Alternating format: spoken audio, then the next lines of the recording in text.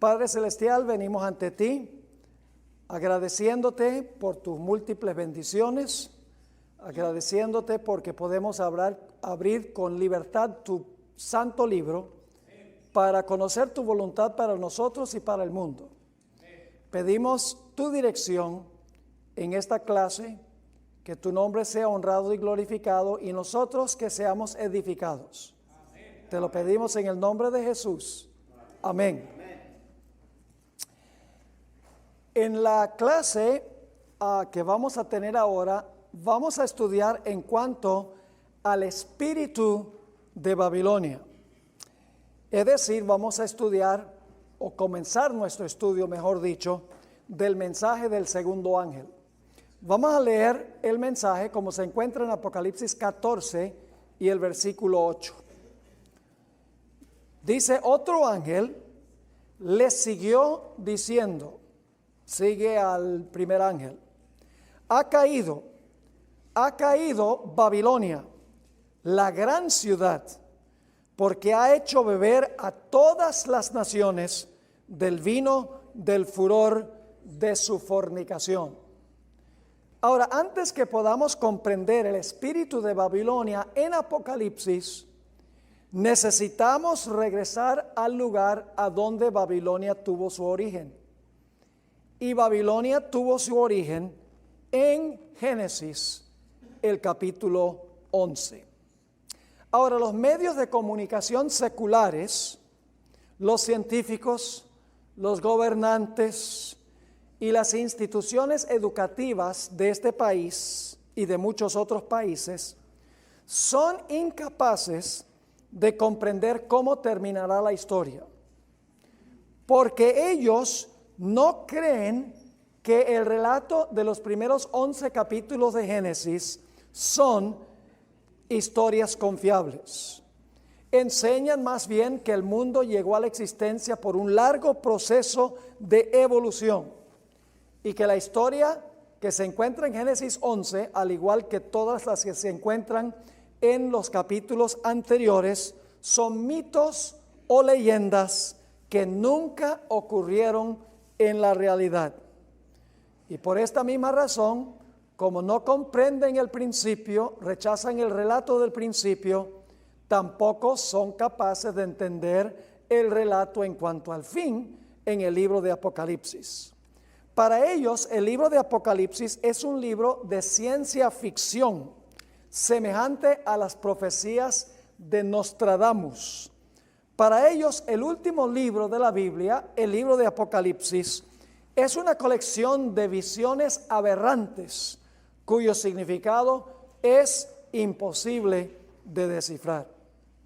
Pero vamos a encontrar que si ignoramos o rechazamos la confiabilidad de la historia bíblica del principio, seremos también incapaces de comprender lo que va a ocurrir al final de la historia.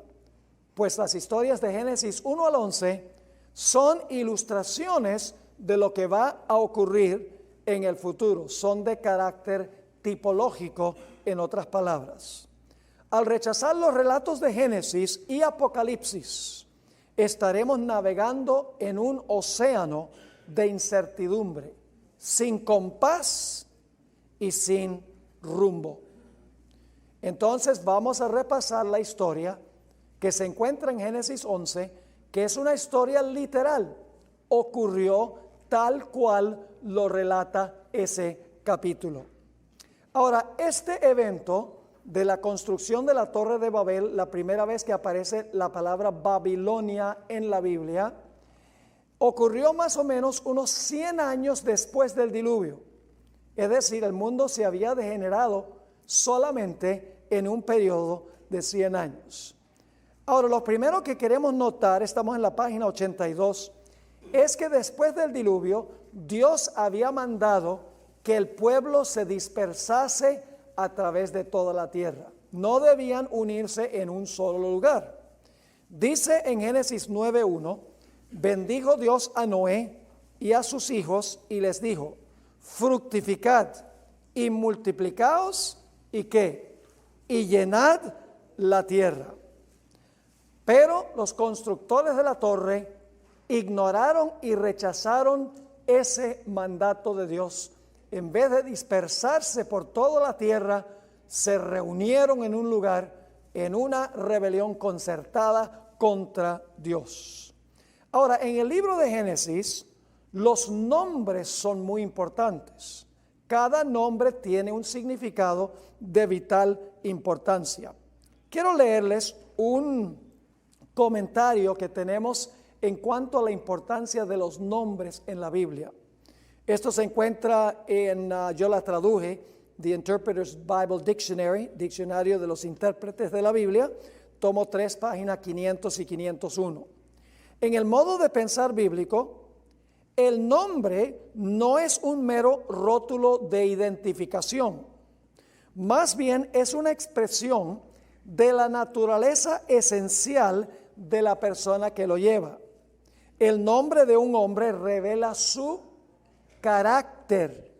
Como lo dijera Milton, que era un poeta, Adán fue capaz de darle nombres a los animales, pues comprendía su naturaleza o su carácter. Más de 70 veces en Génesis se recalca la importancia del significado de un nombre. Por ejemplo, Eva, su nombre significa madre de todos los vivientes.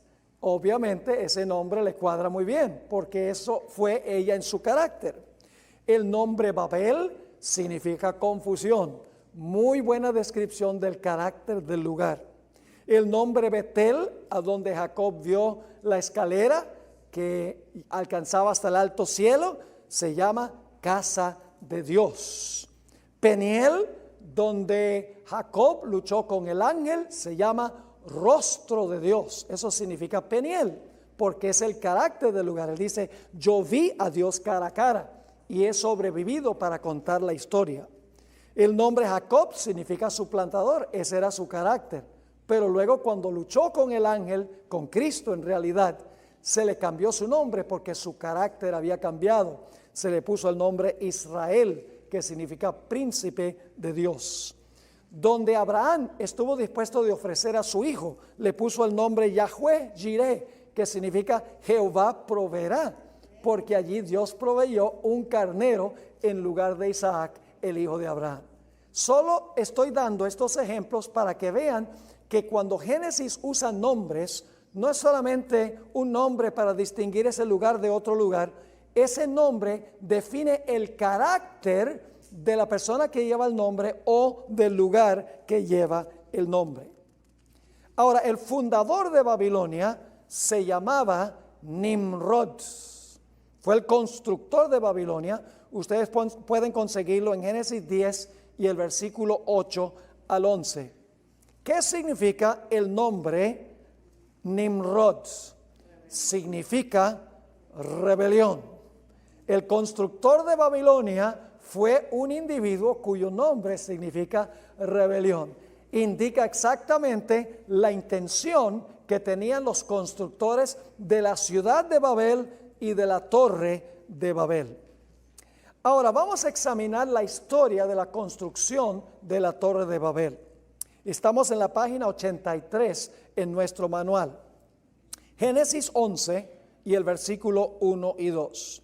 Nos dice que todos los habitantes hablaban un mismo idioma y emprendieron un solo proyecto. Dice allí, tenía entonces toda la tierra una sola lengua y unas mismas palabras. Y aconteció que cuando salieron de oriente hallaron una llanura en la tierra de Sinar y se establecieron allí. Cuando el texto nos dice que toda la tierra tenía una sola lengua y unas mismas palabras, no significa meramente que todo el mundo hablaba literalmente el mismo idioma. El contexto indica que, por así decirlo, estaban todos en la misma página de rebelión. Es decir, todos tenían el mismo espíritu, y ese espíritu era desobedecer a Dios, consolidándose en un solo lugar con un espíritu de rebelión para consolidar la rebelión. Es decir, tenían la intención de establecer un nuevo orden mundial. Y por lo tanto emprendieron este proyecto. Se describe en Génesis 11 y el versículo 3 y el versículo 4. Y se dijeron unos a otros: vamos, hagámonos ladrillos y cozámoslos con fuego. Y les sirvió el ladrillo en lugar de piedra y el asfalto en lugar de mezcla. Y dijeron: vamos, edifiquémonos. No dice que edifiquemos, dice edifiquémonos. Es una empresa egoísta. Edifiquémonos una ciudad y una torre, cuya cúspide llegue al cielo, y hagámonos un nombre. Esa expresión significa hagámonos famosos. Es decir, es una empresa centrada en el hombre, en honor a la grandeza y la fama de los constructores. Sigue diciendo, ahora, ¿qué era lo que ellos no querían? Hagámonos un nombre, por si fuéramos, ¿qué? Esparcidos sobre toda la faz de la tierra. No querían esparcirse, querían consolidarse en un solo lugar en rebelión contra Dios. Elena White, en el libro Patriarcas y Profetas, página 99, describe vívidamente esta empresa o esta tarea rebelde de los constructores. Dice así: decidieron construir allí una ciudad y en ella una torre tan estupenda, de tan estupenda altura, que fuera la maravilla del mundo. Estas empresas fueron ideadas para impedir que la gente se esparciera en colonias. ¿Qué era lo que ellos no querían? Que la gente se dispersara por toda la tierra y estableciera colonias en vez de estar todos unidos en un mismo lugar. Sigue diciendo, Dios había mandado a los hombres que se diseminaran por toda la tierra, que la poblaran y que se enseñorearan de ella. Pero estos constructores de la Torre de Babel decidieron mantener su comunidad unida en un solo cuerpo y fundar una monarquía que a su tiempo abarcara toda la tierra. Nuevo orden mundial, ¿sí o no?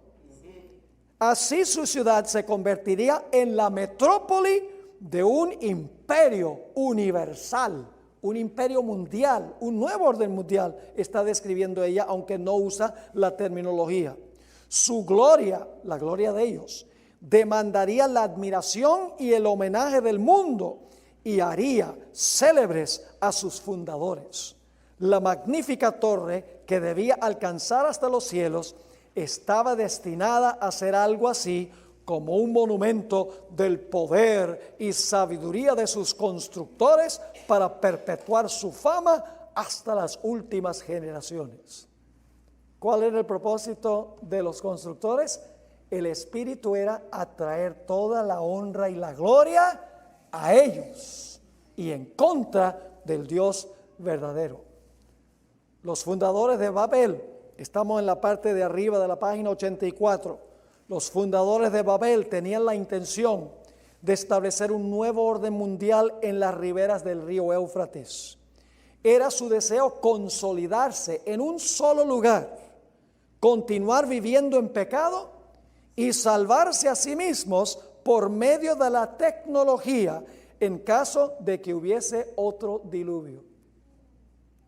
Suena algo parecido a lo que están diciendo en cuanto al cambio climático. Toda clase de soluciones y proposiciones humanas, sin incluir a Dios en la ecuación. La sierva de Dios describe que a ellos les faltó fe en la palabra de Dios. Dios había dicho que no iba a enviar otro diluvio. Pero ellos desconfiaron de la palabra de Dios y confiaron en sí mismos, en su tecnología. Construyeron la torre más alta que lo que alcanzaron las aguas del diluvio. Noten este comentario, Patriarcas y Profetas, página 112. Creyeron que, construyendo la torre hasta una altura mucho más elevada que la que habían alcanzado las aguas del diluvio, pensaban colocarse a sí mismos más allá de todo peligro. Y al poder ascender a la región de las nubes, esperaban descubrir la causa del diluvio. Ellos sabían cuál era la causa. La historia era que Dios había mandado el diluvio. Ellos no querían creerlo.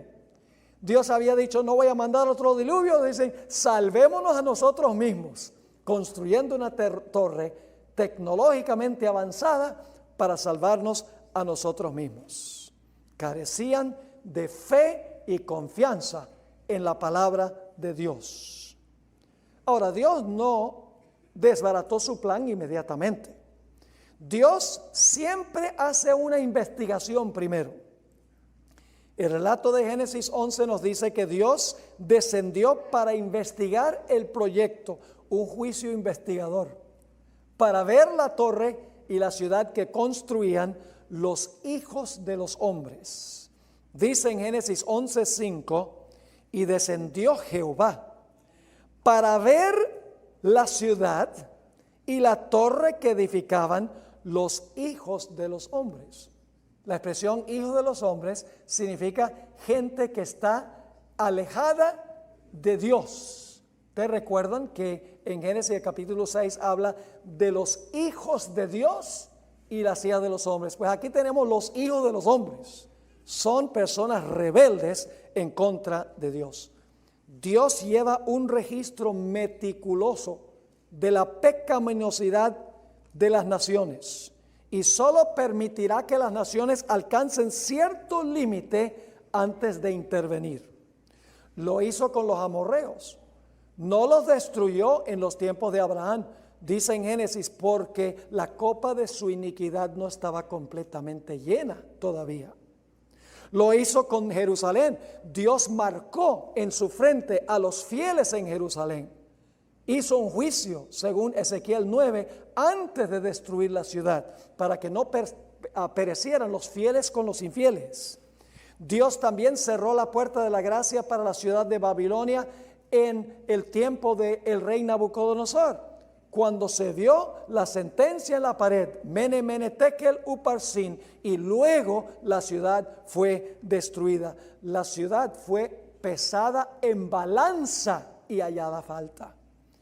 También, al final de la historia, en Apocalipsis 22:11, Dios va a hacer un decreto en relación con el cierre de la gracia para el mundo. Dice, el que es justo seguirá siendo justo. El que es santo seguirá siendo santo. El que es inmundo seguirá siendo inmundo. Y el que es injusto seguirá siendo injusto. Y se cerrará la puerta y pasará un tiempo y después vendrá la destrucción. En la revista Youth's Instructor, febrero 1, 1894, Elena White escribió en cuanto a cómo considera Dios a las naciones, cómo trata con las naciones. Dice, Dios guarda un registro de las naciones y también de los individuos. Les da a las naciones cierto periodo de gracia y les concede evidencias de sus requisitos, su supremacía, y les da a conocer sus leyes, que deben ser la base del reino de Él en el gobierno de las naciones. Todo esto lo hace a fin de que las naciones paganas no sean destruidas sin haber recibido una advertencia y luz. Pero después de haberles dado evidencia y luz, si aún persisten en su insolencia contra Él, entonces, estando colmada la iniquidad de ellos, como en el caso de los amorreos, Dios toma las cosas en sus propias manos y ya no retiene sus juicios. ¿Han oído ustedes alguna vez esas citas del Espíritu de Profecía donde dice que cuando se imponga una ley dominical, eso será apostasía nacional que llevará a la ruina nacional? La hermana White tiene una cita donde dice que Dios registrará en el cielo apostasía nacional y será seguida por la ruina nacional. A esta nación se le va a cerrar la puerta de la gracia por ingratitud a Dios, una nación que ha tenido la mayor luz del evangelio en todo el mundo, pero que ha rechazado y que ha malogrado lo que Dios ha hecho para esta nación. Así que Dios hace su investigación y dice, han ido demasiado lejos. Génesis 11 y el versículo 6 y 7. Y dijo Jehová, he aquí el pueblo es uno. Significa que estaban todos unidos en esta idea de establecer un nuevo orden mundial. Y todos estos tienen un solo lenguaje, están en la misma página. Y dice, y han comenzado la obra. Es decir, esto era solamente comienzo de la rebelión. Han comenzado la obra y nada les hará desistir ahora de lo que han pensado hacer. Ahora pues, descendamos y confundamos allí su lengua para que ninguno entienda el habla de su compañero. Dios pronuncia a base de su investigación el veredicto y el castigo que va a caer sobre ellos. Y luego viene la ejecución de la sentencia. En Génesis 11 y el versículo 8 y 9 dice, así los esparció, una palabra clave, así los esparció Jehová desde allí sobre la faz de toda la tierra, y dejaron de edificar la ciudad. Por esto fue llamado el nombre de ella Babel, porque allí confundió Jehová el lenguaje de toda la tierra, y desde allí los esparció sobre la faz de toda la tierra. ¿Cuál fue el propósito del juicio que cayó sobre la ciudad y la torre de Babel? El propósito fue dispersar y esparcir a los que antes estaban unidos en establecer este nuevo orden mundial centralizado en un lugar. Ahora, el espíritu de los constructores de la torre de Babel lo manifestó mucho más adelante el rey Nabucodonosor, en lo que se conoce como el imperio neobabilónico. El ideal de Nabucodonosor era restablecer lo que había existido en Babel. Y fíjense cuál era el espíritu de Nabucodonosor. Todo centrado en ¿quién? En la grandeza del hombre, la fama del hombre, la tecnología del hombre, la palabra del hombre. Noten lo que dijo Nabucodonosor un día cuando caminaba allí en el balcón de su palacio. Daniel 4, 29 y 30, página 86 del manual. Al cabo de 12 meses, paseando en el palacio real de Babilonia, habló el rey y dijo, ¿no es esta la gran Babilonia que yo edifiqué para la casa real con la fuerza de mi poder y para la gloria de mi majestad? ¿Captan el espíritu de Babilonia? ¿Sobre quién se centra el espíritu de Babilonia? No en Dios, sino en el hombre. En establecer una sociedad en rebelión contra Dios, centralizada, gobernada desde un lugar específico. En Isaías 47:10 nuevamente se describe con lujo de detalle el espíritu de Babilonia. Dice allí, porque te confiaste en tu maldad, diciendo, nadie me ve. Tu sabiduría y tu misma ciencia te engañaron y dijiste en tu corazón, yo y nadie más. Eso es lo que dice Babilonia. ¿Eso es lo que está pasando en el mundo hoy? Ustedes saben que sí es lo que está pasando en el mundo hoy. Ahora, la dispersión en Babel fue una bendición. Quiero que noten los siguientes párrafos que son de crucial importancia. La confusión de las lenguas en Babel fue una bendición inmensa. Los constructores se dispersaron según su idioma y formaron múltiples naciones. Antes de eso no había muchas naciones, había solo todos unidos en un lugar con un solo proyecto. Pero ahora, cuando Dios confundió las lenguas, cada uno se reunió de acuerdo a su ¿qué? A su lengua, y establecieron naciones. Un nuevo orden, un orden mundial multinacional, multilingüe y multicultural hace mucho más difícil que se consolide la apostasía en una rebelión universal. Puede haber rebelión en diferentes sitios, pero no una rebelión concertada y unida. Se hace más difícil cuando hay muchas naciones con muchos idiomas. Dios se propuso a impedir que en el futuro hubiese una unión que desmoralizara al mundo.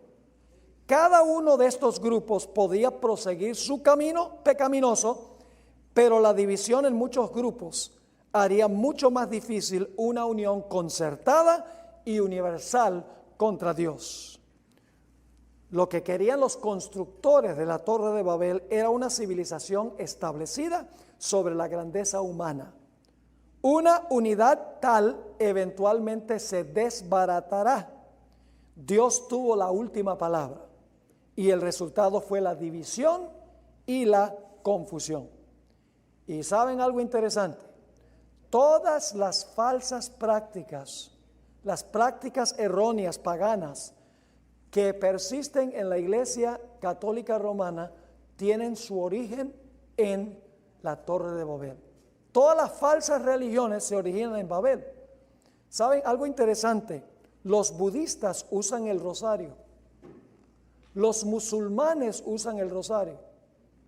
Y los católicos usan el rosario. Tiene que haber un lugar donde se originó la idea de usar un rosario en las oraciones. ¿Se originó dónde? En la Torre de Babel. Todas las religiones apóstatas se originan en Babel. Ahora, con esto en mente, podemos hablar de lo que está pasando actualmente en el mundo. En Génesis, el origen de la palabra Babilonia, que se encuentra más adelante en el libro de Apocalipsis, es la base para lo que va a pasar al final de la historia. Lo que va a ocurrir es que al final de la historia, nuevamente, los seres humanos van a querer consolidarse para establecer un nuevo orden mundial. En rebelión contra Dios, un sistema centrado en el hombre, la grandeza del ser humano y en la tecnología humana. En 1990, el sacerdote jesuita Malaquías Martín escribió un libro muy interesante, Las llaves de esta sangre. Y allí él predijo el ascenso de un gobierno mundial bajo el liderazgo del papado. En ese tiempo había 3 sistemas en competencia por dominio global: el capitalismo, el comunismo y el catolicismo.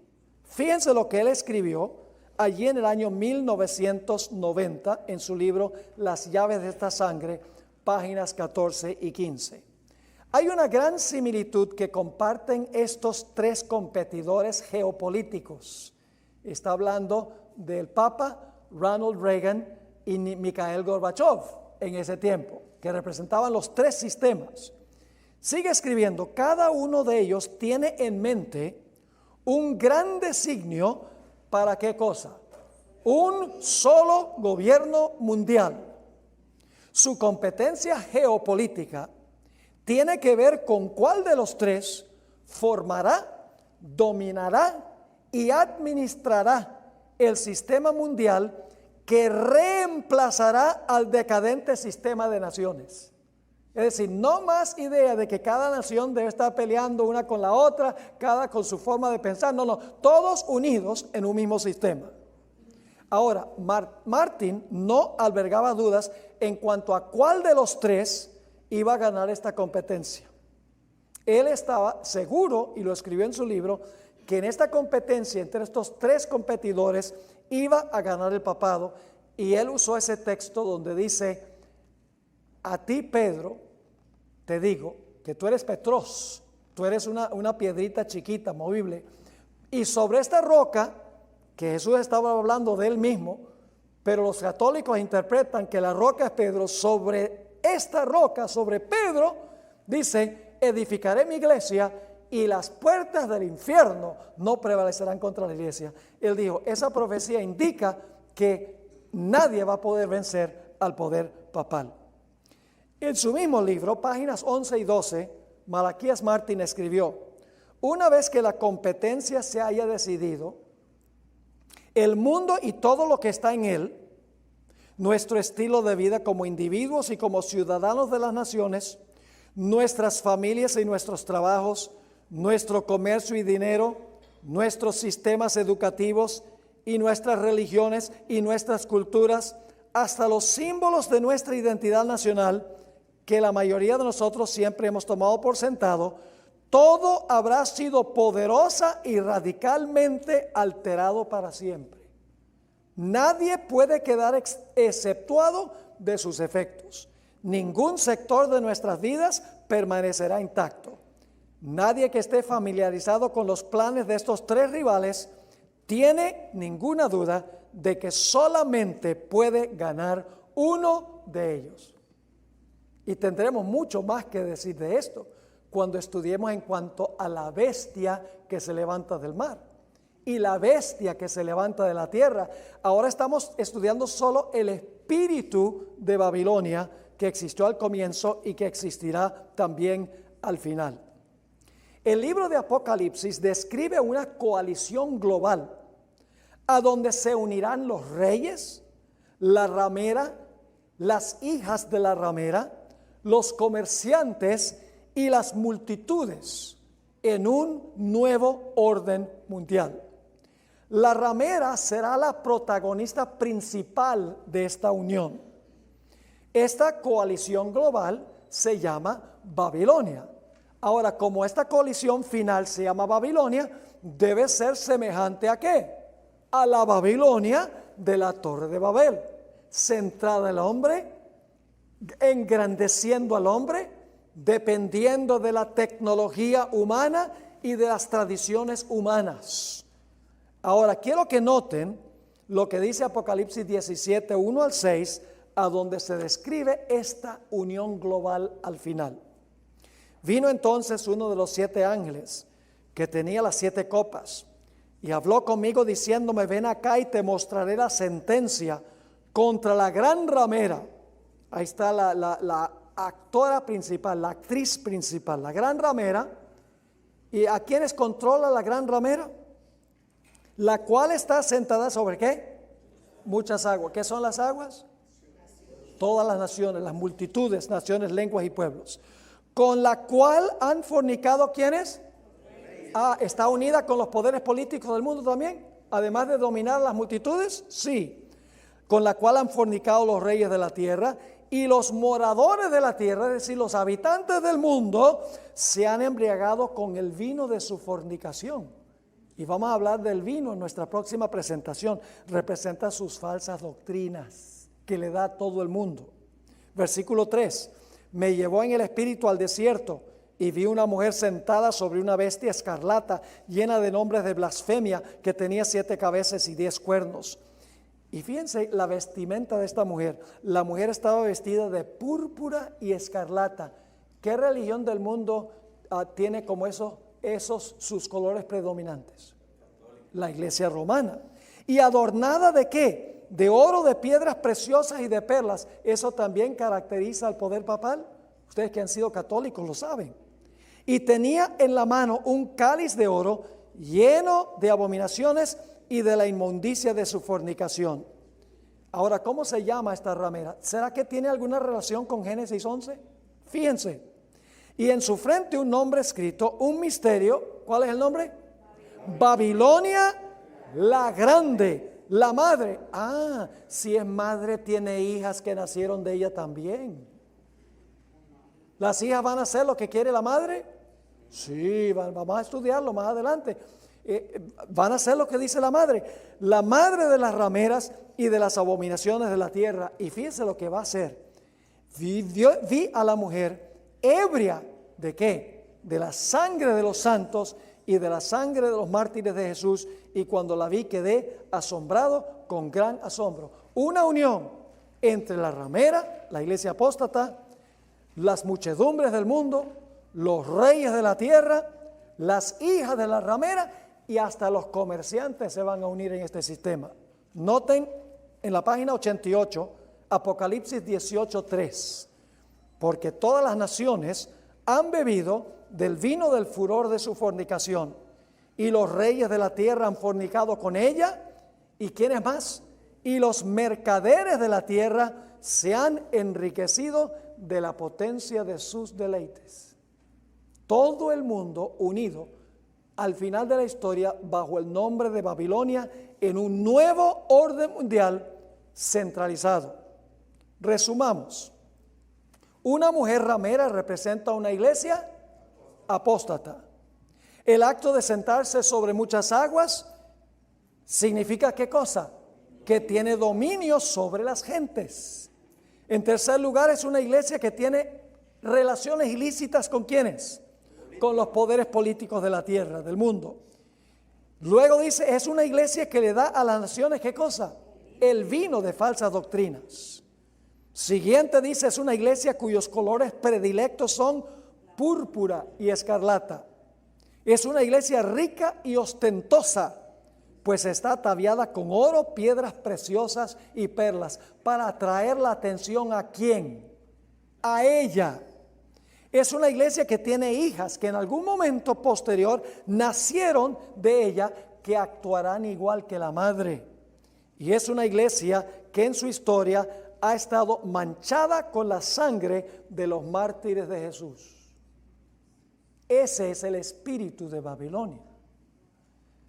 Ahora, no es coincidencia que el Papa Francisco I habla de la consolidación de las naciones. Habla de fronteras abiertas a donde hay inmigración libre, porque él quiere acabar con el sistema de naciones separadas una de la otra. Él sabe que esta inmigración diluye el espíritu patrio y desmorona las fronteras entre naciones. ¿Recuerdan lo que escribió Malaquías Martín?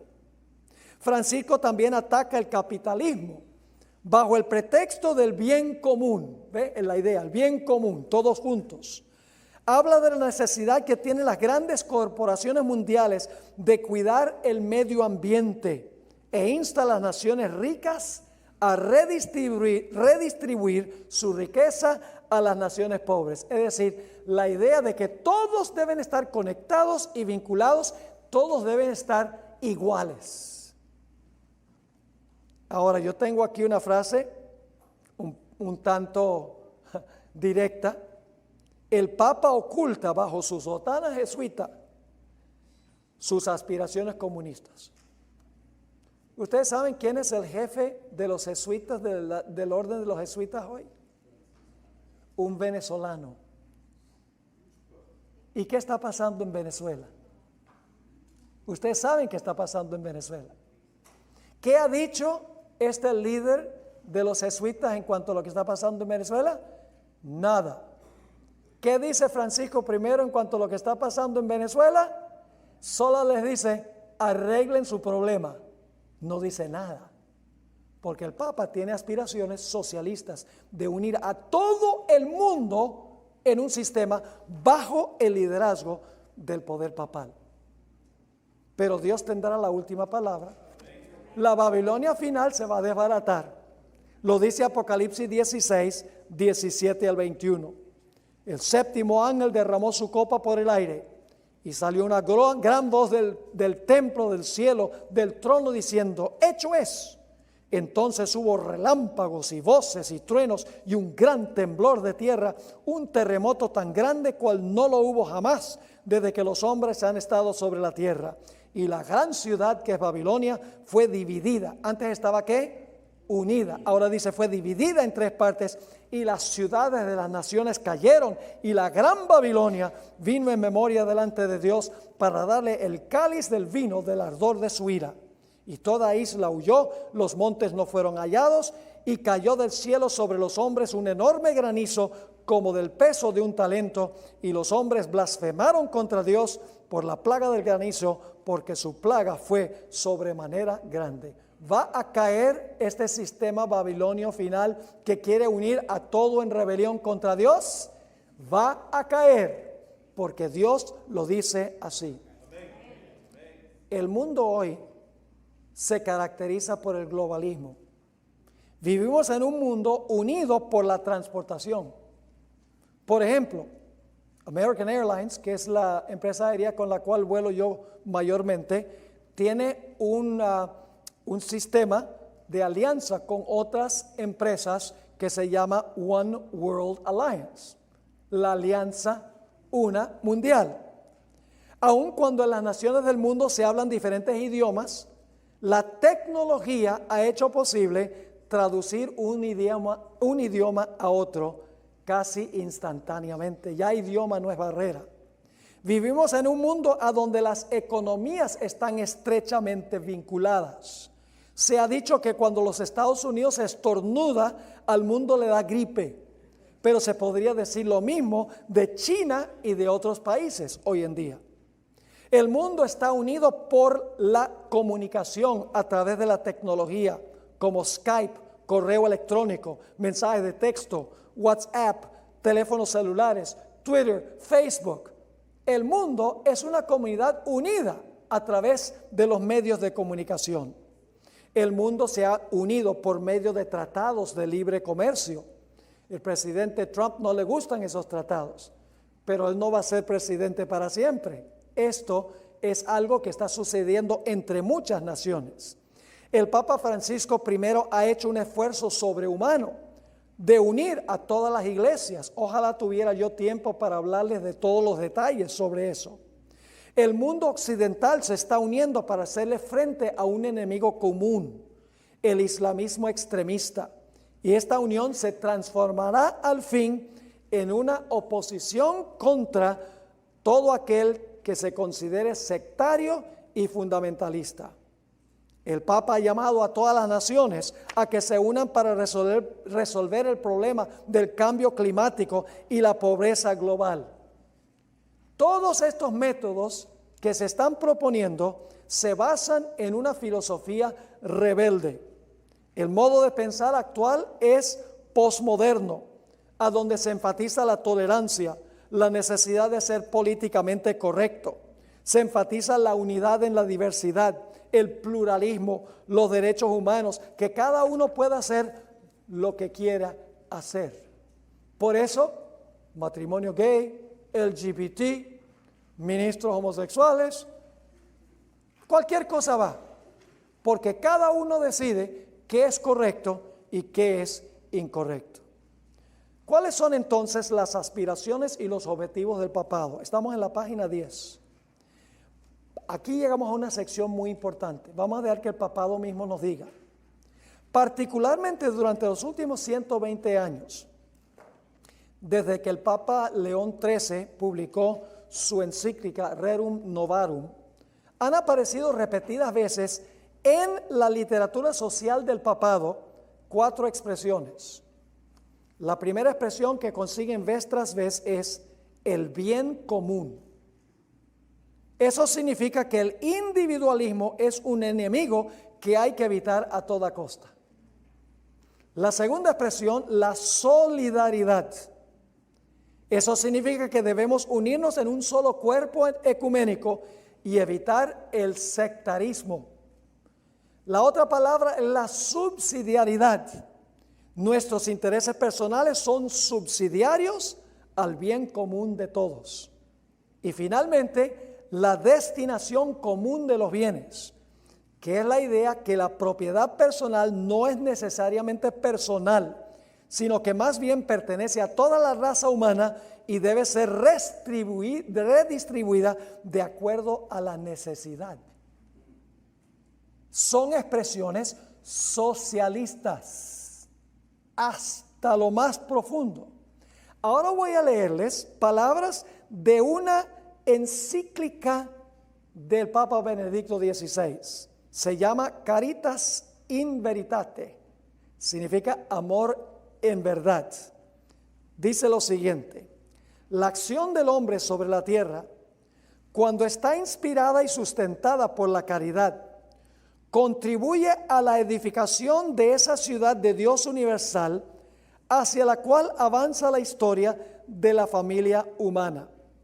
En una sociedad en vías ¿de qué? Globalización, ¿el qué? El bien común y el esfuerzo por él han de abarcar necesariamente ¿a cuántos? A toda la familia humana, es decir, a la comunidad de pueblos y naciones, dando así forma de unidad y de paz a la ciudad ¿de quién? A la ciudad del hombre, y haciéndola en cierta medida una anticipación que prefigura la benedicta ciudad de Dios sin barreras. Quiero preguntarles, ¿cuántos de ustedes han oído alguna vez a Francisco I referirse a la segunda venida de Cristo como la gran esperanza del planeta Tierra? Ni una. porque el ideal del papado no es que esto se va a arreglar con la segunda venida de Cristo. El papado enseña que tomando las riendas de los poderes civiles e influyendo sobre ellos, la Iglesia romana va a ser la conciencia moral del mundo y se va a establecer una sociedad ideal, perfecta, a base del liderazgo de la Iglesia romana. Un cielo en la tierra, si es que queremos llamarlo así. Por eso la segunda venida no figura en la teología católica de años recientes, porque para ellos el ideal es una sociedad perfecta establecida por los hombres, unida sin barrera alguna. Ahora fíjense lo que sigue diciendo esta cita. Ahora viene la intención. Para gobernar la economía mundial, para sanear las economías afectadas por la crisis, para prevenir su empeoramiento y mayores desequilibrios consiguientes, para lograr un oportuno desarme integral, la seguridad alimenticia y la paz para garantizar la salvaguardia del ambiente y regular los flujos migratorios. Fíjense que todas las causas que menciona. Menciona la economía mundial, sanear las economías, prevenir el empeoramiento del problema económico, desarmar a las naciones, tener seguridad alimenticia, salvaguardar el medio ambiente, regular los flujos migratorios, y luego dice, ¿cuál es la solución? Urge la presencia de una verdadera autoridad política mundial, como fue ya esbozada por mi predecesor, el beato Juan XXIII. Esta autoridad deberá estar regulada por la ley, atenerse de manera concreta a los principios de subsidiariedad y de solidaridad, estar ordenada a la realización del bien común, comprometerse en la realización de un auténtico desarrollo humano integral, inspirado en los valores de la caridad en la verdad. Dicha autoridad, además, deberá estar reconocida por ¿cuántos? Por todos. Gozar de poder efectivo para garantizar a cada uno la seguridad, el cumplimiento de la justicia y el respeto de los derechos. Obviamente debe tener la facultad de hacer respetar sus propias decisiones a las diversas partes, así como las medidas de coordinación adoptadas en los diferentes foros internacionales. En efecto, cuando esto falta, el derecho internacional, no obstante los grandes progresos alcanzados en los diversos campos, correría el riesgo de estar condicionado por los equilibrios de poder entre los más fuertes. El desarrollo integral de los pueblos y la colaboración internacional exigen el establecimiento de un grado superior de ordenamiento internacional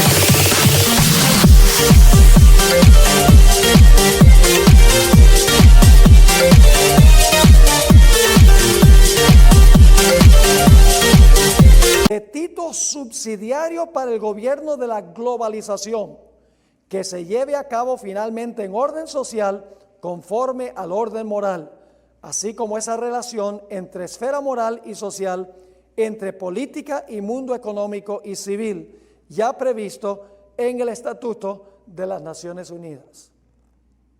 Ahí el Papa Benedicto XVI, quien renunció a su cargo, se retiró, expresa cuáles son los ideales y los objetivos del poder papal. La pregunta clave es, ¿quién será responsable de implementar este socialismo globalista? Los eventos recientes indican que el plan será instalado por los poderes civiles del mundo bajo la influencia del poder papal. Lo que Benedicto escribió en su encíclica Caritas in Veritate tiene como fin instar a la comunidad internacional a aceptar y hacer cumplir la teoría moral del papado como la conciencia moral del mundo. El papado aspira así a restablecer la unión de la Iglesia y el Estado tal cual existía en Europa durante los 1260 años. La ideología papal es que la Iglesia sirva como la conciencia moral de los poderes civiles del mundo y que las naciones cumplan lo que el papado desea, especialmente, finalmente, que será la observancia del domingo como día de reposo. Esas son las aspiraciones del poder papal, hacer otra civilización como la que existió en la Torre de Babel. Exaltar al hombre, la grandeza humana, la filosofía humana, un nuevo orden mundial, consolidando todo en rebelión contra Dios. Elena White tiene unos comentarios muy interesantes sobre lo que va a pasar al final de la historia. Ella escribió en Eventos de los Últimos Días, página 140, el tal llamado mundo cristiano será el teatro de acciones grandes y decisivas. Hombres en posiciones de autoridad pondrán en vigencia leyes para controlar la conciencia, siguiendo el ejemplo de ¿quién? Los reyes lo van a hacer. ¿Por qué razón? Porque el papado lo dice. Sigue escribiendo, Babilonia hará que todas las naciones beban del vino del furor de su fornicación. Y luego dice, ¿qué cosa? Toda nación se verá envuelta. Acerca de ese mismo tiempo, Juan el revelador declara, y luego ella cita Apocalipsis 18, 3 al 7 y 17, 13 y 14, que no vamos a leer. Estos tienen un mismo propósito. Y ahora escuchen esto. Habrá un vínculo ¿de qué? De unión universal, una gran armonía, una confederación de las fuerzas de Satanás. ¿Suena eso como la Torre de Babel? Exactamente. Ahora, el deseo que tienen las Naciones Unidas y el mundo en general se basa en la plataforma del error y la rebelión contra el gran Dios creador. Es una filosofía que le roba a Dios su sabiduría y grandeza, su amor y su bondad. Por ejemplo, la promoción del matrimonio homosexual y LGBT y la promoción del domingo como día de reposo es una afrenta contra el Dios del cielo. Porque Dios en la creación estableció varón y hembra. Dios casó a un hombre con una mujer. Dios estableció el sábado como día de reposo. Así que si este sistema mundial dice, no importa si te casas un hombre con un hombre, una mujer con una mujer, no importa si tienes ministros homosexuales, no importa cómo nazca una persona, si biológicamente nace un hombre, si se siente mujer, no hay ningún problema.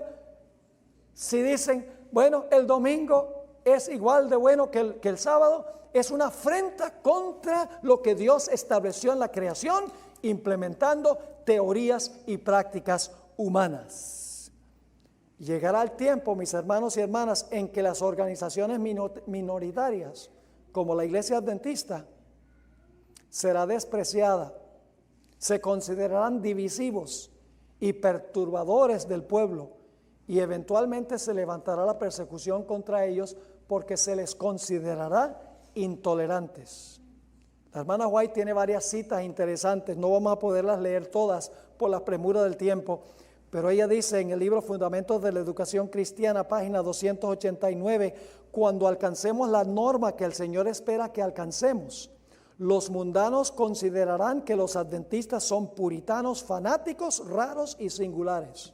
El mundo no nos considera así ahora porque nos parecemos tanto al mundo. En el tomo 5 de los Testimonios, página 515, ella escribió: nuestro pueblo ha sido considerado demasiado insignificante para ser digno de ser tomado en cuenta. Pero vendrá un cambio. Dentro del mundo cristiano se están llevando a cabo